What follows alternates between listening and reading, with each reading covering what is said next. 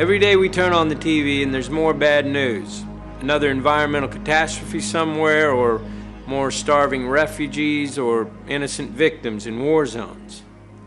And most of us are busy trying to make ends meet in our own lives, and we see these images and feel helpless to do anything about it. And I think the deep shame we feel about that is paralyzing, certainly one of the reasons that we turn away.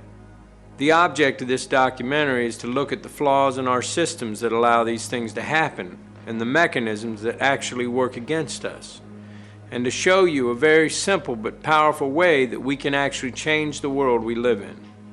The material for this film is taken from facts available to the public and from interviews with some of today's leading thinkers. However, we do live in a world full of conspiracy theories, and all I ask is that you keep an open mind, but question everything.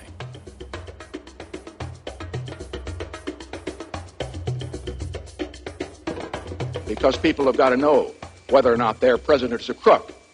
Well, I'm not a crook. I did not have sexual relations with that woman. Indeed, I did have a relationship with Miss Lewinsky. I think that gay marriage should be allowed. I do not believe that gay marriages should be legal.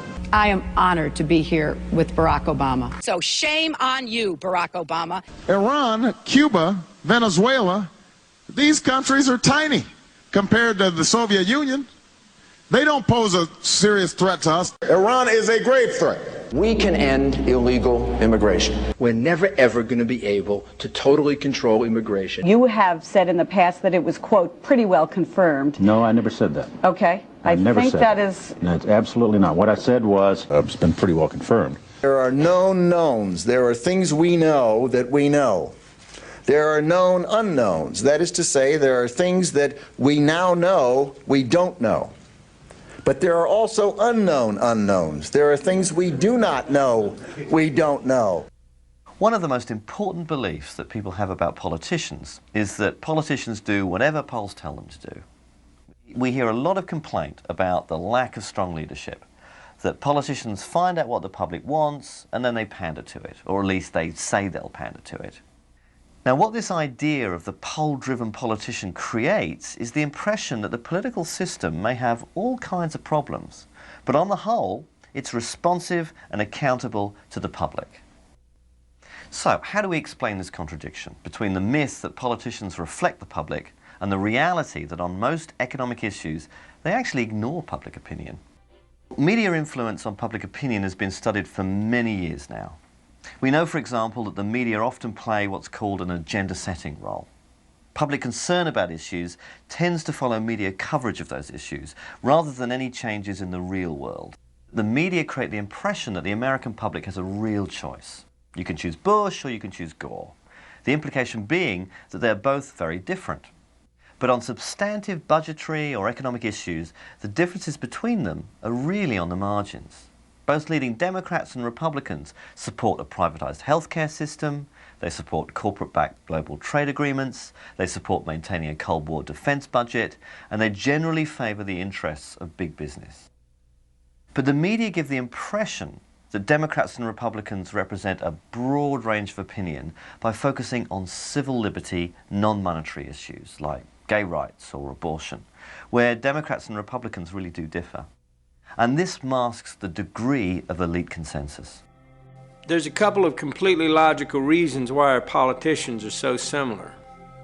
The end game for politicians is to get elected. The people who vote are, for the most part, quite moderate in their views. Both parties try to occupy that middle, moderate ground. They are simply responding to that majority in order to get elected. The second reason our politicians are so similar is much more sinister. They answer increasingly to the same master. Thank you so much. We're looking easily at the first billion-dollar presidential election. It's much bigger money than we've ever seen in a presidential election. We define a candidate as being serious or not by how much money they can raise, not by what ideas they have, what their record in public service might have been. It's all about money. We really don't have an election anymore. We have an auction. And What's for sale? I mean, these are interesting questions to ask. Every incoming president rewards big donors with ambassadorships and other honorary appointments like that. There are all kinds of policy issues. Is a big donor rewarded with a place on a federal advisory panel that might have something to do with, say, approving new drugs or environmental regulations? All of these questions about what's for sale. You know, is government for sale? Is the White House for sale? And I think a lot of Americans suspect that it is. The money flows in for a reason, and the reason is not good government. It is completely unrealistic to expect democracy to deliver representatives who will serve the people's interests when so much money is involved. Having so much money in politics gives all the power to those with money. Yes, we are all still allowed to vote, but how free is our choice? The media in the hands of big business will only present us with politicians that will serve their interests. It would be completely illogical for them to do otherwise. It would also be illogical to expect politicians to change a system that puts them in power. But it certainly begs the question, just what kind of democracy do we have? Do you want to live in a democratic society, or do you want to live in the society we have? Which, remember, is not a democratic society and is not intended to be. If you take a course in political theory here, I'm sure they'll teach you that the United States is not a democracy. It's what's called in the technical literature a polyarchy. A polyarchy is a system in which power resides in the hands of those who Madison called the wealth of the nation, the responsible class of men, and the rest of the population is fragmented. That's the way the country was founded. Throughout the history of the world, the rich and powerful have dominated it, and very few people have had any control of their own governments. Most real power in the world is still exercised by those we do not elect. We are still far from governing ourselves. The basis of democracy is the belief that we were all born equal and that that equality must be accepted by those in power. But in the attempts to win those rights, many people have been imprisoned and tortured by those who have power and were determined to retain it. No one in power really wants democracy, because democracy would challenge their power structures and their authority. So anyone who comes out with a democratic idea is dismissed as unrepresentative or a troublemaker or an extremist or something. And in this way, the full flow of a public debate about alternatives is being extinguished.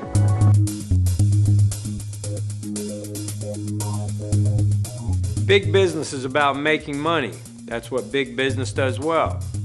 Governments, however, have to balance the needs of the whole society, including big business, based on ethics and social and moral responsibility. But if our corporations have become more powerful than our governments, then we have to understand the effect that is going to have on our systems. Corporations are artificial creations. You might say they're monsters trying to devour as much profit as possible at anyone's expense.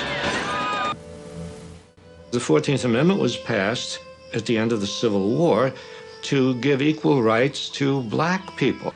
And what happens is the corporations come into court, and corporation lawyers are very clever, and they say, oh, you can't deprive a person of life, liberty, or property. We are a person. A corporation is a person. These are a special kind of persons which are designed by law to be concerned only for their stockholders and not, say, what are sometimes called their stakeholders, like the community or the workforce or whatever. I believe the mistake that a lot of people make when they think about corporations is they think, you know, corporations are like us. They have feelings, they have politics, they have belief systems. They really only have one thing, the bottom line. All publicly traded corporations have been structured through a series of legal decisions to have a very disturbing characteristic. They are required by law to place the financial interests of their owners above everything else, even the public good. That's not a law of nature. That's a very specific decision, in fact, the judicial decision. So they're concerned only for the short-term profit of their stockholders, who are very highly concentrated. So the pressure's on the corporation to deliver results now and to externalize any cost that this unwary or uncaring public will allow it to externalize. Towards the end of 1989, a great box of documents arrived at my office without any indication where they came from. And I opened them and found in it a complete set of Monsanto files, particularly a set of files dealing with toxicological testing of cows who've been given RBGH. BST, trade name Posilac, is being used in more than a quarter of the dairy herds in the United States, according to Monsanto. The milk has been drunk by a large portion of the American population since the Food and Drug Administration declared it safe for both cows and humans 4 years ago. And at that time, Monsanto was saying, there's no evidence whatsoever of any adverse effects, we don't use antibiotics, and this clearly showed that they had lied through their teeth. The files described areas of chronic inflammation in the heart, lung, kidney, spleen, also reproductive effects, also a whole series of other problems. There's a cost to the cows. The cows get sicker when they're injected with RBGH. They're injected with antibiotics. We know that people are consuming antibiotics through their food, and we know that that's contributing to antibiotic-resistant bacteria and diseases. And we know we're at a crisis when somebody can go into a hospital and get a staph infection and it can't be cured and they die. That's a crisis. Again and again, we have the problem that whether you obey the law or not is a matter of whether it's cost effective. If the chance of getting caught and the penalty are less than it costs to comply, people think of it as being just a business decision. Every living system of Earth is in decline. Every life support system of Earth is in decline. And these together constitute the biosphere. The biosphere that supports and nurtures all of life, and not just our life, but perhaps 30 million other species. The typical company of the 20th century, extractive, wasteful, abusive, linear in all of its processes, taking from the earth, making, wasting. We're leaving a terrible legacy. Corporations have gone global. Regardless of whether the corporation can be trusted or cannot be trusted, governments today do not have over the corporations the power that they had and the leverage that they had 50 or 60 years ago. And that's a major change. So governments have become powerless compared to where they were before. Capitalism today commands the towering heights and has displaced politics and politicians as the new high priests. Corporations, by law, must increase their bottom line. In order to expand, they have to sell more products. Sell more products, they must consume more resources. Even going back 50 years, we could see the effect that this was having on our environment. Today, the effects of pollution and industrialization have multiplied tenfold, and the damage is terrifying. And yet these same corporations still want to drill for oil in the Arctic. Now that's not just morally blind, that's morally bankrupt. Also, corporate expansion into other countries to get those resources is the cause of so much war and conflict, as you will see in this film. We need our corporations to bring us the technologies, many of which already exist, that can help us address the issues we face. And yet, the system encourages a thirst for short-term profit.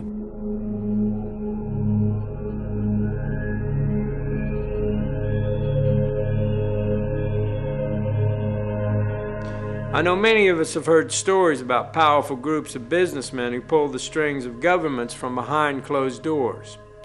And so many rumors have sprung up around organizations like the Bilderbergs and the Council on Foreign Relations that it's really difficult to know what to believe. However, it is an interesting fact. The Federal Reserve Bank of the United States is not actually owned by the government. It is owned by a private banking cartel.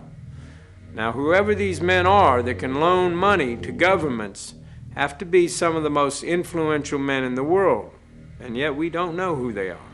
Not all conspiracy theories are just theories. And the research for this film pulled up some interesting quotes.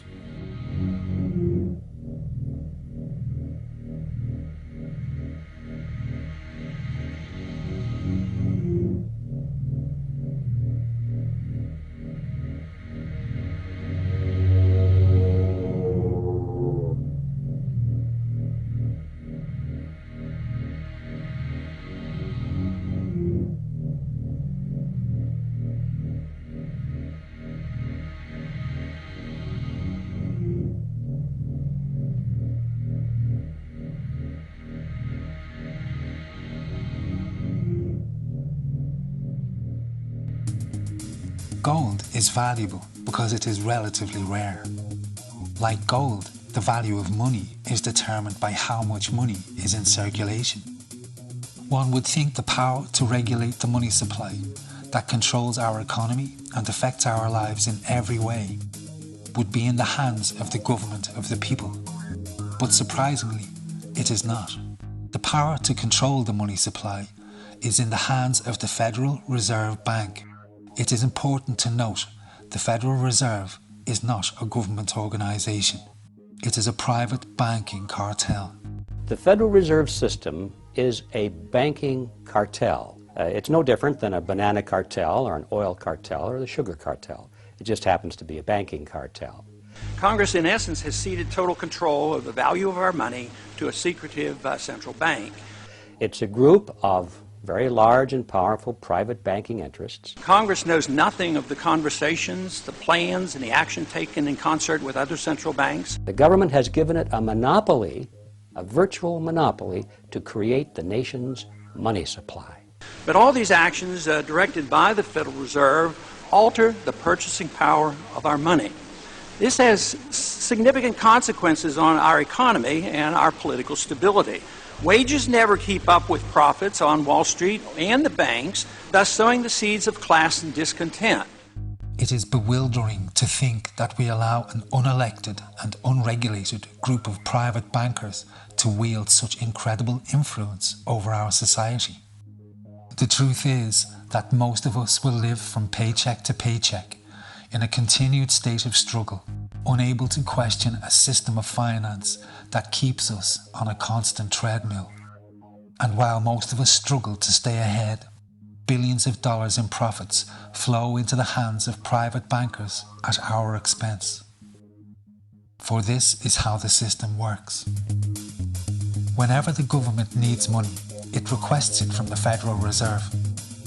But the Fed doesn't just give the money to the government, it loans the money at interest. Every dollar the government loans from the Federal Reserve Bank has to be paid back with interest. This keeps the government, and as such the people, in a continual state of debt. All of our income taxes are paid back to the Federal Reserve to pay off the debt the government incurs when it borrows money from the Federal Reserve Bank. This is all a matter of public record and easily verifiable should you care to look. The founding fathers of America were well aware of the perils of central banks and sought to prevent them. Several central banks were set up but then removed. But the ruthless and powerful bankers, the Rockefellers, the Morgans, the Warburgs, the Rothschilds, were determined to set up a central banking system in America at any cost. In the early 1920s, J.P. Morgan, one of the most influential bankers of his day, caused massive panic in the markets by spreading rumours that many private banks were about to go bankrupt. This caused widespread panic. Everyone started withdrawing their deposits en masse, and the banks had to call in all of their loans to try and survive.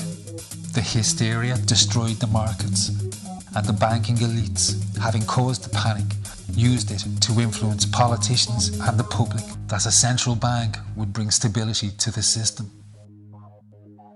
At a secret meeting in 1910 at the estate of J.P. Morgan on Jekyll Island, the bankers wrote the Federal Reserve Act.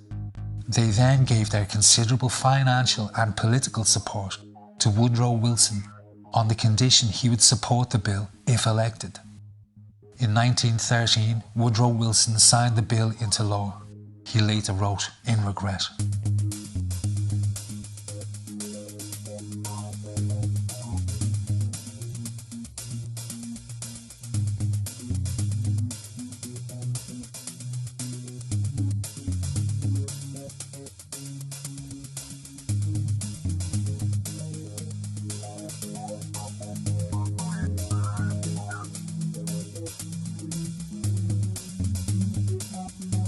bankers made immediate moves to increase and consolidate their power. From 1921 to 1929, the banks drastically increased the money supply, making millions of loans. Then, in October 1929, having quietly exited the markets, they started calling in those loans en masse. The hysteria that followed led to the Great Depression. The conspiring bankers bought up rival banks and massive corporations for pennies on the dollar. Their position of power and influence had become absolute.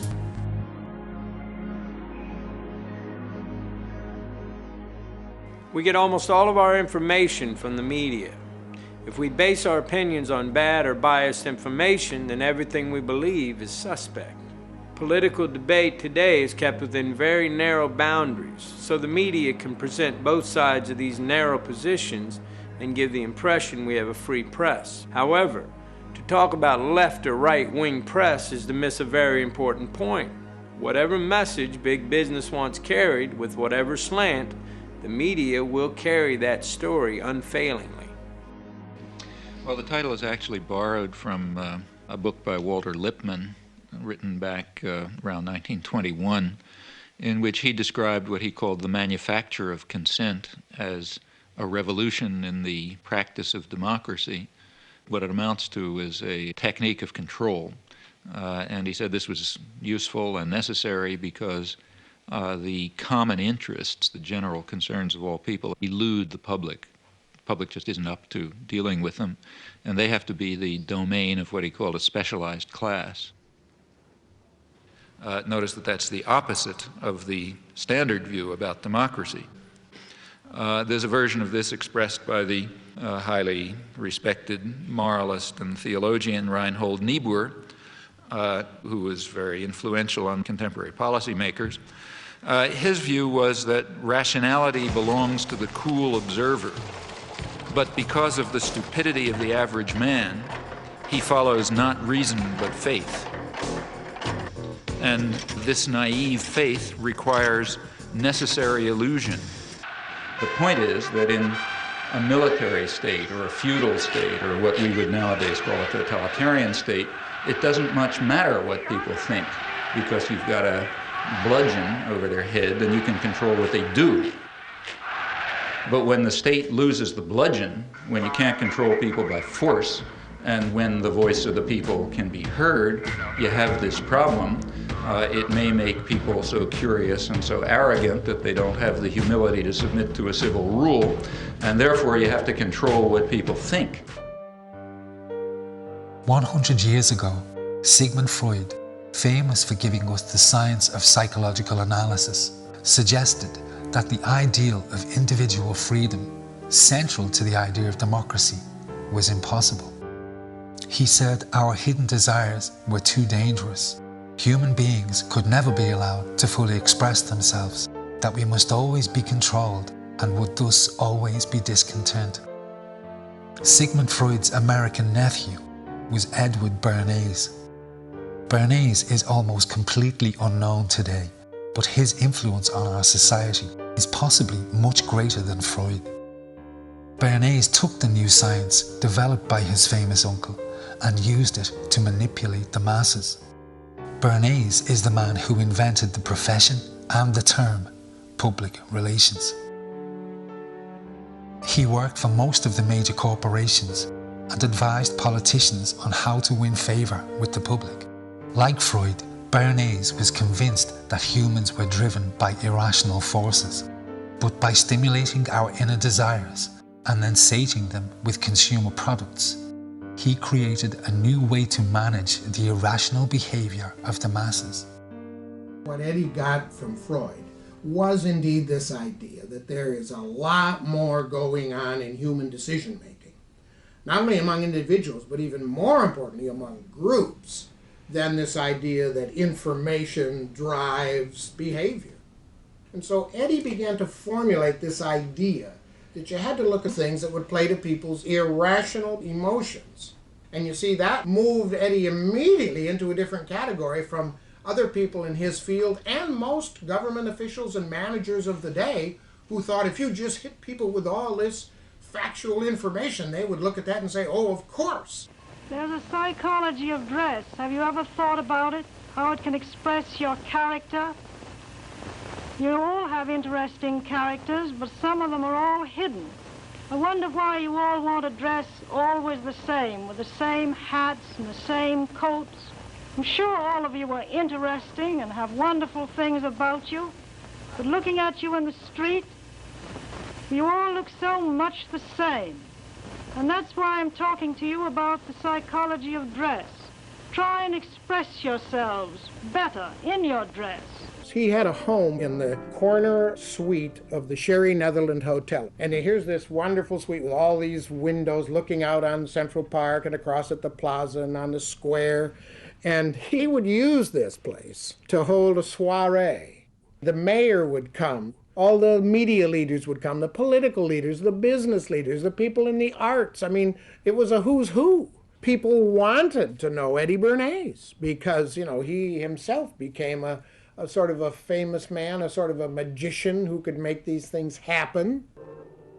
Eddie Bernays saw the way to sell product was not to sell it to your intellect, that you ought to buy an automobile, but that you will feel better about it if you have this automobile. I think he originated that idea, that they weren't just purchasing something, but they were engaging themselves emotionally or personally in the product or service.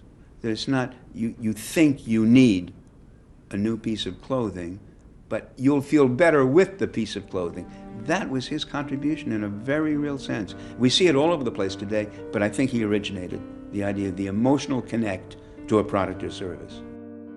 Democracy, to my father, was a wonderful concept, but I don't think he felt that all those publics out there had reliable judgment, and that they very easily might vote for the wrong man or want the wrong thing, so that they had to be guided from above. You appeal to their desires and their unrecognized longings, that sort of thing. That you can tap into their deepest desires or their deepest fears and use that to your own purposes. Many influential thinkers came to believe that the public were incapable of making rational decisions, and that as such, democracy could never work. Walter Lippmann, one of the most influential political writers at that time, argued that if people were in reality motivated by irrational forces, then what was needed was control by the elites to manage what he called the bewildered herd. And this could be accomplished by using psychological techniques to control the unconscious desires of the masses. So here you have Walter Lippmann, probably the most influential political thinker in the United States, who is essentially saying that the basic mechanism of the mass mind is unreason, is irrationality, is animality. He believes that the mob in the street, which is how he sees ordinary people, are people who are driven not by their minds but by their spinal cords. The notion of kind of animal drives, unconscious instinctual drives lurking beneath the surface of civilization. And so they started looking towards psychological science as a way of understanding the mechanisms by which the popular mind works, specifically with the goal of figuring out how to understand how to apply those mechanisms to strategies for social control. Democracy, at its heart, was about changing the relations of power that had governed the world for so long. And Bernays' concept of democracy was one of maintaining the relations of power, even if it meant that one needed to sort of stimulate the psychological lives of the public. So democracy is reduced from something which assumes an active citizenry to the idea of the public as passive consumers. Driven primarily by instinctual or unconscious desires, and that if you can in fact trigger those needs and desires, you can get what you want from them. The corporations understood that to change our consumer culture from needs-based to desire-based purchasing, people must be trained to want new things even before the old had been consumed. Bernays really is the guy within the United States, more than anybody else, who sort of brings to the table psychological theory as something that is an essential part of how, from the corporate side, of how we are going to appeal to the masses. He showed the corporations how they could make people want things they did not need by linking products to their unconscious desires. And the mass media would be the key. The media and marketing men spend billions of dollars in research. They have developed an entire science based on the very best psychology that knows exactly which one of our buttons to press to make us swallow an idea or buy a product. And they're not just selling us laundry detergent. They sell us everything from plastic gadgets to warfare. If we are to make decisions about the future of our society, the single most important thing we need is the truth.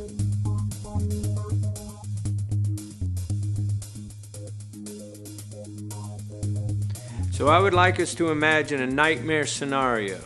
A powerful group of businessmen with access to the White House who control the media and who make obscene amounts of money whenever there's war. In the councils of government, we must guard against the acquisition of unwarranted influence, whether sought or unsought, by the military-industrial complex. President Eisenhower's concern about the military-industrial complex, his words have unfortunately come true. He was worried that priorities are set by what benefits corporations as opposed to what benefits the country. Lockheed Martin and McDonnell Douglas and Boeing throughout America. There are factories, there are corporations that are involved on a daily basis. We have a snapshot in time after September 11th where at least 71 companies that we were able to identify are starting to get contracts to go in Afghanistan and Iraq. All of the top 10 companies had former U.S. officials who had worked in the Pentagon or other parts of the U.S. government on their boards of directors.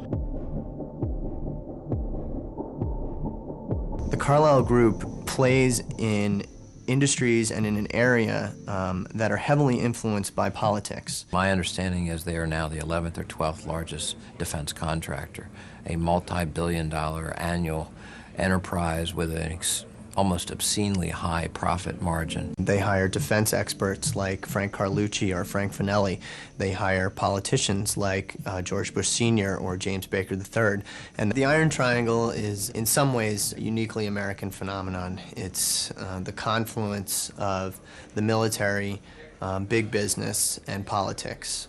I will name as the next Secretary of Defense the best qualified man in America to carry on CAP's work, Frank Carlucci. When Frank Carlucci came on board, he was coming straight from the Pentagon as Secretary of Defense. A year, 2 years later, the Gulf War hit, and everybody knows that wartime is boom time for the defense industry, and Carlyle made a ton of money. They did very, very well. They really cleaned up. After that, Carlyle said, hey, you know, having these politicians on board is pretty great. I mean, they know things that nobody else knows. They are able to predict trends in global markets, predict trends in political shifts, and in some ways, and this is the sort of the most insidious part, and if you want to be cynical about the Carlyle Group, you have to be concerned about their ability to influence these trends and actually affect change in government policy, which would positively affect their investments. If you have an organization that is able to operate behind the scenes without real accountability, and that same organization has the ability to ruin political careers for people who are a little bit too inquisitive or a little bit too honest, or to shape public thinking, then we have the means for a kind of control globally that is probably unprecedented. So we have this problem here. This is a mysterious, immensely powerful company with virtually no scrutiny. On this February day, as this nation stands at the brink of battle, every American on some level must be contemplating the horrors of war. And yet this chamber is for the most part dreadfully silent. We have a Congress that failed in every way to ask the right questions, to hold the president to account. Our Congress failed us miserably, and that's because many in Congress are beholden to the military-industrial complex. When we're speaking of the United States of America and the concept of democratic representation, I think one of the more important aspects is the concept of informed consent of the people. If you're going to go to war, you lay out the reasons for the war, the justifications for the war, and then you subject it to debate, dialogue, discussion amongst the elected representatives of the people and indeed the people themselves. The defense budget is $750 billion. Profits went up last year well over 25%. I guarantee you when war becomes that profitable, you're going to see more of it. We have a process that it has a seamlessness where the corporate interests that stand to benefit are so intertwined and interwoven with the political forces that the financial elites and the political elites have become the same people.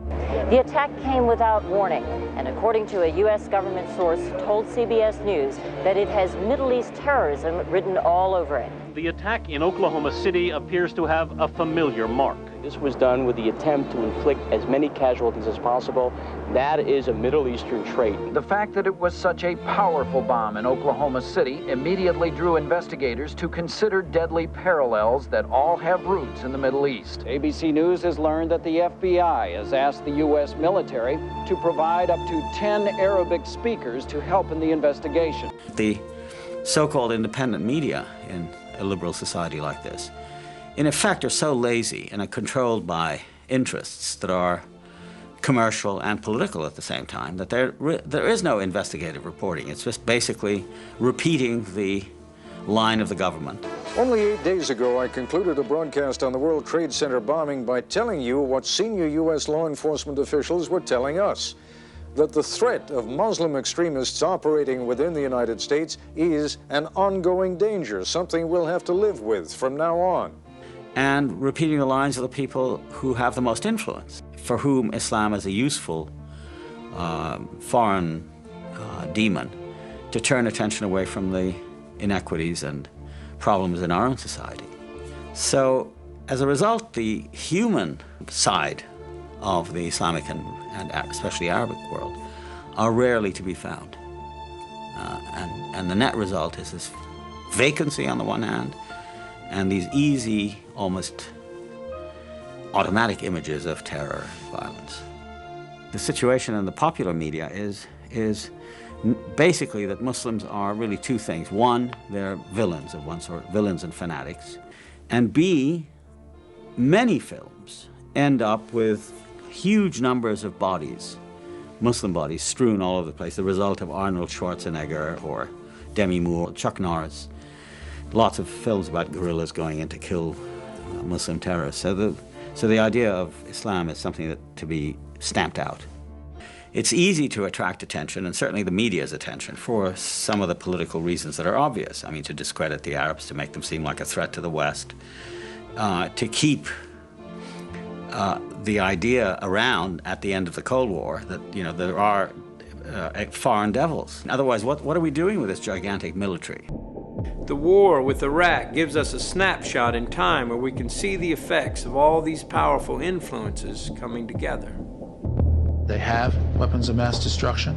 That is what this war was about. Saddam Hussein possesses biological and chemical weapons. The fact that there are weapons there. You've heard the president say repeatedly that he has chemical and biological weapons. With the drumbeat for an attack on Iraq increasing, the Bush administration may finally have the ammunition they've been looking for. September 11th. September 11th. September 11th. September 11th. September 11th. Dangerous world. A grave new threat. There is no doubt that he is amassing them to use against our friends, against our allies. A Hollywood set designer was brought in to create a $200,000 backdrop for official war briefings. In USA Today and in the major network coverage and so forth, you have this very elaborate computer-generated graphic sort of coverage of the different U.S. Air Force and Army planes and gunships and helicopters and very snazzy weapons of all descriptions. Well, it's quite amazing. I've fallen almost in love with the F-18 Super Hornet because it's quite a versatile plane. It's not enough for us to be told to accept this war. We're really encouraged to gain some kind of vicarious pleasure from it.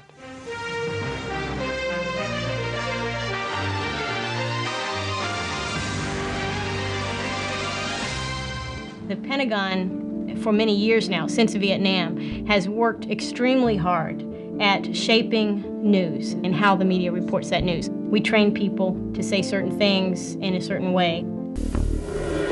Well, a militia group linked to terror being backed by Iran and setting up camp on America's doorstep? The propaganda campaign waged by the media was so successful that by 2003, opinion polls showed the vast majority of Americans believed Saddam Hussein was linked to 9/11.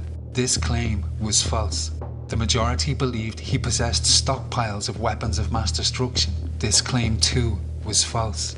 These claims allowed the corporate interests and the administration to frame the attack on Iraq as a justifiable act of self-defense. Lieutenant Colonel Karen Kwiatkowski worked at the Pentagon. She saw firsthand how the intelligence was distorted to win support for the attack. The information in there drawn from fact. You could find bits and pieces of fact throughout, but framed, articulated, crafted to convince someone of what? Well, of things that weren't true. Things that weren't true. 9/11, Al-Qaeda related to Saddam Hussein, possibly some involvement there. The very things that a year later, President Bush himself denies and feigns his surprise. I don't know why everybody thinks that. We've had no evidence that Saddam Hussein was involved with the September the 11th. Well, I worked in a place where they concentrated on preparing this storyline and selling it. But what they're trying to do is have an Iraq that is a friend to us, not an Iraq that is liberated. This is total bogus. We never intended to liberate the Iraqi people. We intended to liberate Iraq from Saddam and have a footprint, a military footprint there. And we've done that now. We have Kuwait, we have Fifth Fleet in Bahrain, we have a nice base in Qatar, but it's a little too far south. And what do we have? We have 4 bases in Iraq. Beautiful bases. We can hit Syria, we can hit Iran, we can keep tabs on Afghanistan. There's all kinds of things we can do from those bases. The larger picture is being driven by the fact that we're about to hit peak oil worldwide, that there's this sort of emerging global competition between us and China. There's the ongoing economic rivalries between us and Europe. And so Southwest Asia becomes geopolitically a linchpin. The idea that any of the motives that brought us in would have sufficed to get us in if there was no oil in Iraq does not persuade me. The pretext, that is the excuse for going in Afghanistan was about terrorism and Osama bin Laden. In Iraq, it's about weapons of mass destruction and Saddam Hussein. But in the end, neither one of those wars was really about those people or those regimes. It was about securing and solidifying American control over these incredibly important regions of the world. In this case, I was saying we've been lied into this as blatantly as we were lied into Vietnam. And I was saying that a year ago, that is in the fall of 2002, at a time when we did not know that how much they were hyping the evidence or exaggerating the evidence for WMDs, for weapons of mass destruction. To say that in that world that Saddam Hussein, after 10 years of sanctions and the Gulf War, was any threat at all was basically absurd. What you're saying is democracy doesn't matter in America, that this nation, the principles and values upon which we're built, simply is irrelevant, that the president is a dictator who can do anything he or she wants to do, regardless of the will of the people. No, informed consent of the people is a mandatory, not optional, but mandatory requirement on how we are governed and how those whom we elect to higher office operate in our name. They not only want to repeal, revoke virtually all of the progressive reforms of the New Deal and ever since, and really bring us back into essentially unregulated, non-unionized country that existed before the New Deal. I think they want openly to see the president, given the power that he was delegated, as virtually an open and undated blank check by Congress that simply yields to the president. They clearly are trying to repeal that aspect of our Constitution, which gives Congress that authority, which the founders wrote in order, as a result of debate, in order to limit our going to war, to make it harder to go to war, to put that in the hands of hundreds of people instead of one man. They saw the alternative as the attribute of monarchy they most wanted to avoid.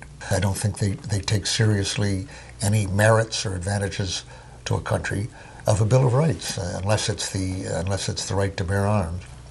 But free speech, free assembly, I don't think they respect that at all. Freedom does not simply mean rallying oneself behind the flag here. This is a great flag. But freedom means allowing the kind of dissent and vigorous debate and tolerance of onerous points of view that people regard as obnoxious and hateful, because we understand that once you say, I don't want to hear that point of view, you can't say that, you begin to stifle all kinds of points of view. You begin to create a mindset. Freedom is a very delicate thing. It's a very delicate thing between limiting people's intellectual growth or not. And that's why we have to be vigorous and extremely proud. If this flag means the Constitution of the United States, we as Americans should be very, very proud of that. And we should do everything that we can to fight those people who, for political reasons, are trying to limit basic freedoms in America. It's this kind of ideology that has grown up in the wake of the Cold War, propounded quite openly by what we are calling neoconservatives in America, that identifies the United States as a colossus athwart the world, a new Rome, beyond good and evil.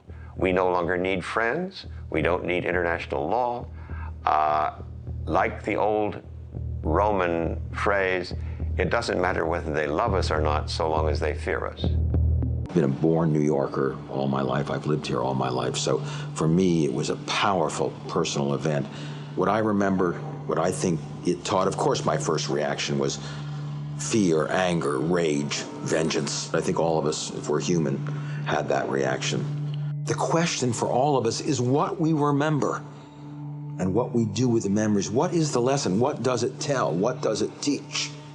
For the president, it teaches the lesson of the axis of evil. States like these and their terrorist allies constitute an axis of evil. It teaches the lesson that America has enemies, secret, dangerous enemies who have to be taken out. Our enemy is a radical network of terrorists and every government that supports them. It teaches the lesson that we can never be weak. We have to flex our muscles at every turn. We will fight with the full force and might of the United States military. That's one kind of lesson. It creates a politics of fear. The politics of fear that this administration has deployed in trying to respond to terrorism has itself in some ways been much more dangerous than terrorism itself. And this administration has been, I think, responsible for inciting the very terror that it was the terrorists' purpose to incite in America. Calling it Code Orange Plus. The Fed's decision to raise the terror alert to high. America on high alert from biggest cities to smallest towns. Red, yellow, orange. We're afraid. Be afraid. What level of fear? The government can program that without any justification. You know, we have an intelligence report. The terrorists are about to attack. Who? We don't know. Where? We don't know. What? We don't know. But you tell us, so now we're afraid. A Connecticut man wrapping his family's 19th century farmhouse with plastic, sealing it in duct tape. States who sponsor terrorism. We're too great a nation to allow the evildoers to affect our soul. The decision was made within the administration to take this event, to take the struggle against Al-Qaeda, and make it into a full-fledged struggle against good and evil. Either you are with us or you are with the terrorists.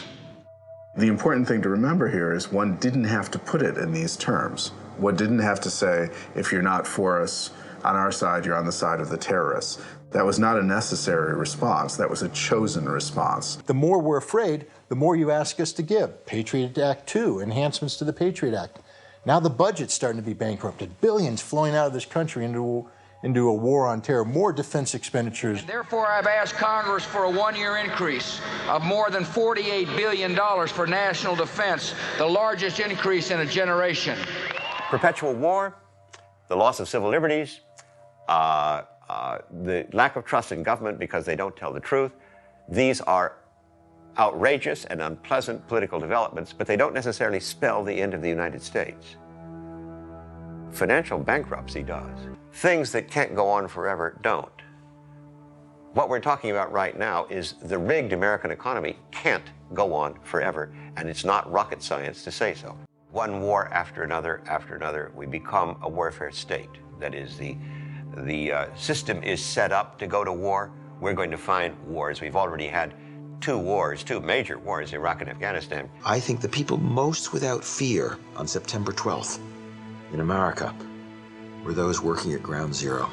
They were in the greatest danger, actually, but because they were active, they were engaged. The firemen and the medical officials and the cops who were working there first to find victims, then to find remains and clear the site. They had a civic task. They were engaged and they weren't afraid of anything. American citizens after 9/11 said to the president, what can we do? What can we do to become engaged and take some responsibility? President Bush unfortunately said, go shopping, go back to the mall, go back to your normal lives. We'll take care of it. Spectatorship is an invitation to fear. Citizenship is how we fight the politics of fear. The politics of citizenship, the politics of engagement, taking responsibility is a much better way to deal with terrorism than hunkering down, being spectators, and allowing the government to rob us of our liberties, to rob us of our multiculturalism in the name of protecting us. I think the history of the United States as a work in progress and our attempt at democracy here is a constant struggle between capitalism and democracy. And there have been ebbs and flows where democracy looks like it's winning. You rein in those powerful forces. But the fundamental reality is that most of the government's decisions today are substantially dictated by powerful corporate interests. Clearly, capitalism is winning. For anyone who doesn't yet know, our corporations have been in the Middle East trampling on their beliefs and customs since they discovered oil. Our corporations will tell us they are just getting us the things we need, and there is truth in that. But we have to decide what price we are willing to pay. We as individuals drive the demand for these resources, as long as we are all aware of the fact that there is blood in this oil, and that is the decision that we make, and so be it.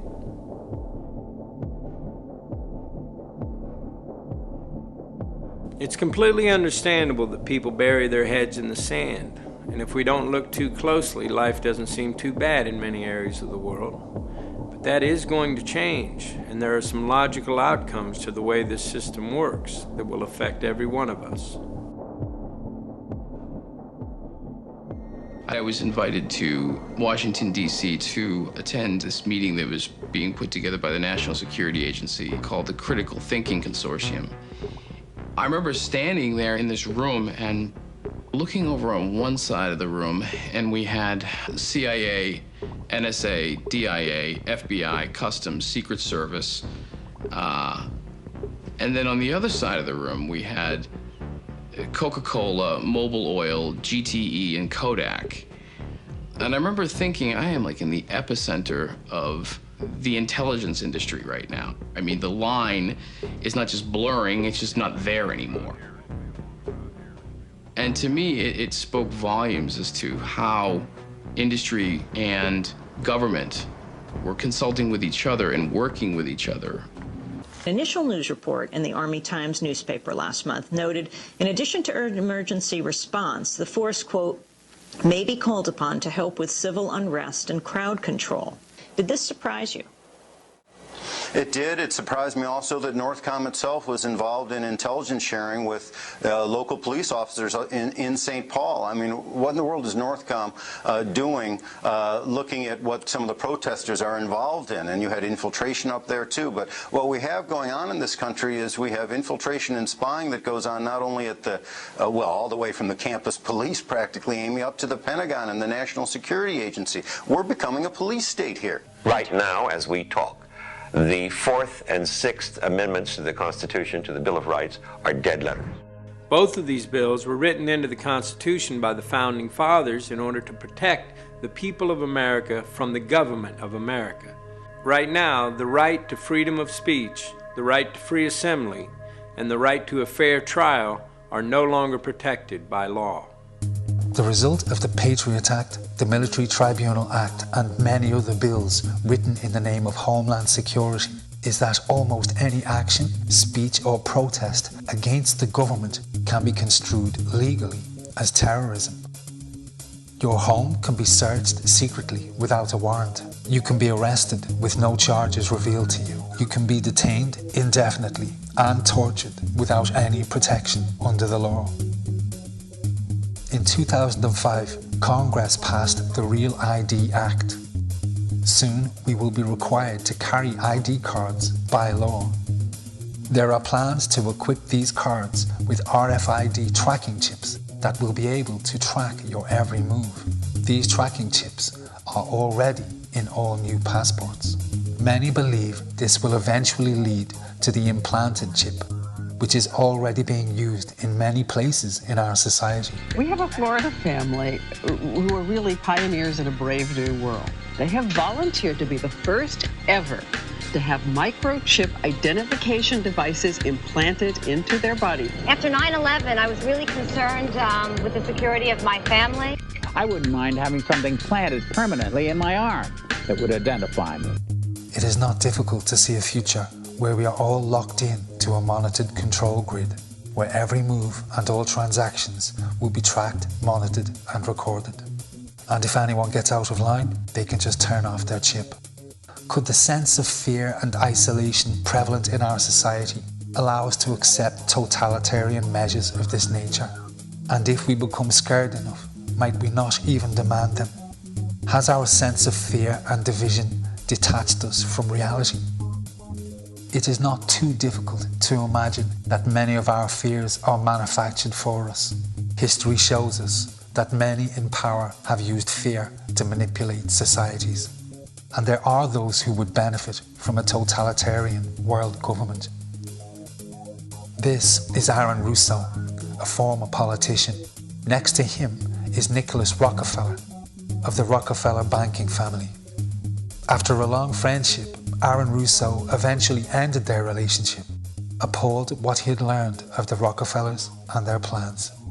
So he said to me one night, he said that there's going to be an event there, and out of that event, you're going to see we're going to go into Afghanistan, so we can run pipelines from the Caspian Sea. We're going to go into Iraq to take the oil and establish a base in the Middle East, and we're going to go into Venezuela and try and get rid of Chavez. And the first two they've accomplished. Chavez they didn't accomplish. And he said you're going to see guys going into caves looking for looking for people that they're never going to find. You know, he was laughing about the fact that you have this war on terror. There's no real enemy. He's talking about how by having this war on terror, you can never win it because it's an eternal war. And so you can always keep taking people's liberties away. And I said, how are you going to convince people that this war is real? He says, but the media can convince everybody it's real. I mean, you know, it's just that you keep talking about things. You keep saying it over and over and over again, and eventually people believe it. You know, you created the Federal Reserve in 1913 through lies. You create 9/11, which is another lie. Through 9/11, then you're fighting a war on terror, and now all of a sudden you go into Iraq, which was another lie, and now they're going to do Iran. You know, and it's all one thing leading to another, leading to another, leading to another. Now, I would say to them, what are you doing this for? What's the point of this thing? You have all the money in the world you ever want. You have all the power. I said, you know, you're hurting people. It's not a good thing. And he would say, what do you care about the people for? Take care of yourself and you take care of your family. And then I said to him, what are the ultimate goals here? He said, the ultimate goal is to get everybody in this world chipped with the RFID chip and have all money be on those chips and everything on those chips.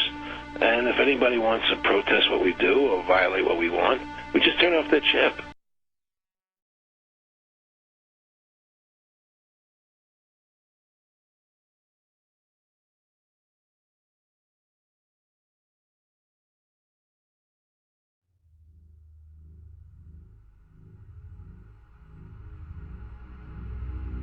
There are some very troubling possible futures for our society.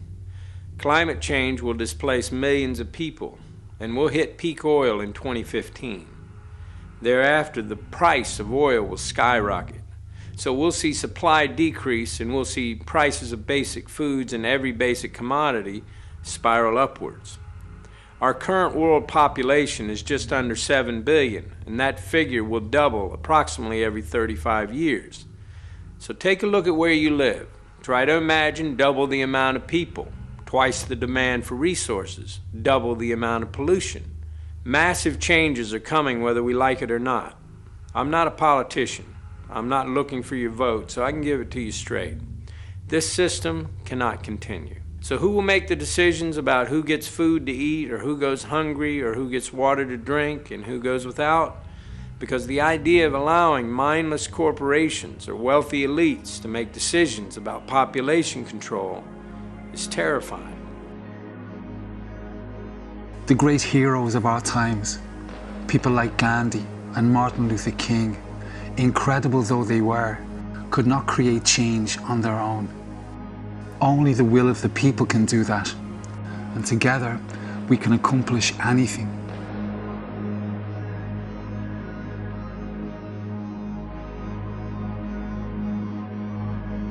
Interestingly, the way to win back democracy, end the wars, and save our environment has just one cure, and it's simple.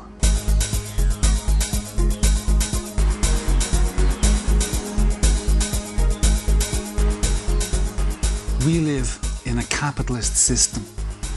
Everything we do is based on the exchange of money. The media and the advertising men have turned us into obedient little consumers trying to buy ourselves to happiness in a throwaway society. This creates such a demand on our resources that our corporations invade other countries to get more, causing untold war and conflict. Then, using the wealth and power that we give them, corporations undermine democracy and justice. However, the unlikely and ironic outcome of consumerism is that it makes you, the consumer, all-powerful. The way we use money has more influence in our society than anything else, and the way we choose to spend our money can change everything. No company will continue a practice or product that you, the consumer, will not buy. It's vitally important that you understand this, because this gives you ultimate power to change the world you live in. Companies are extremely sensitive about you buying their products, because if you don't buy their stuff, they go out of business. That's not something any company is willing to consider. And by choosing to spend your money wisely, you can promote those companies that do business in a socially responsible way. Without saying a word, you will have sent a clear message that they simply cannot ignore. It will be heard, heeded, and acted upon, guaranteed. This is real power.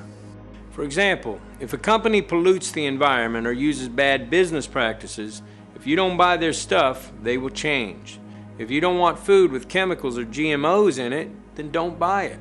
Basic foods and cleaning products make up 70% of our weekly purchases.